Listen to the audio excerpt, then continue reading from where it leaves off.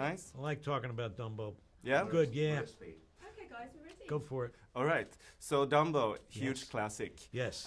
Like what the original? What has it meant to you, and what do you think the new one will mean for kids today? I think when I first saw Dumbo, I was about 8 years old, something like that. I remember vaguely, and my sister's taking me to the movie, and then over the years, I have 3 children, and I've showed the movie to them like over and over and over and over again, because I feel like the values and the idea of it is so, the takeaway from the good stuff from the 63-minute movie was so valuable.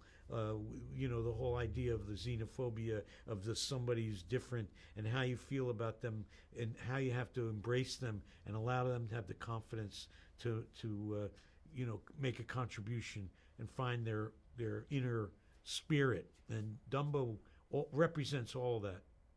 So it meant a lot to me then. And now in our new movie, which is given those themes to Tim Burton, who is, you know, an artist, and he puts it into the 21st century with all the CG and the color and the people in the movie. Michael Keaton and Colin Farrell, Eva Green, myself, the kiddos, you know, just brings it in, you know, with all the CG that they are able to do now, where you look at that elephant and you just, you know, just look in his eyes and melt. It's just like so powerful. So I think that young kids will not only get the great values of like being conscious of the fact that we have to let people be who they are and embrace that and encourage them to be who they are, so that they can make the place that we live in a better place. But also, they're going to come away with an experience that is an artistic, you know, achievement by Tim Burton. Yeah. And this is your 4th time working with him. Yes. What is it that makes you two work so well together? We have we share the kind of like, I think because of the first was the Penguin being Oswald Cobblepot, being an outsider, a bird who couldn't fly.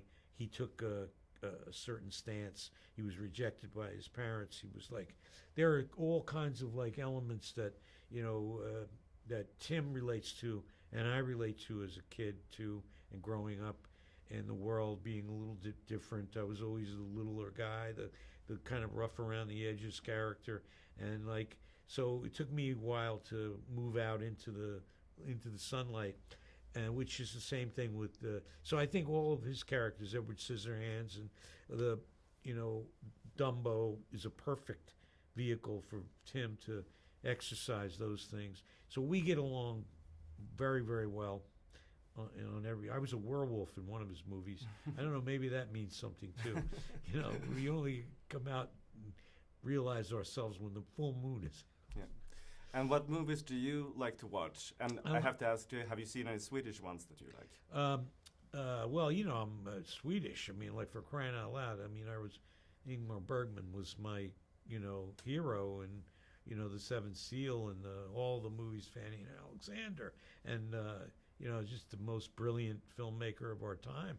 I mean, I put him in the same class as Fellini and you know, and you know, De Sica, and because I'm Italian, but from and so yes, I loved the Swedish movies in the early days when Bergman is the guy to go to.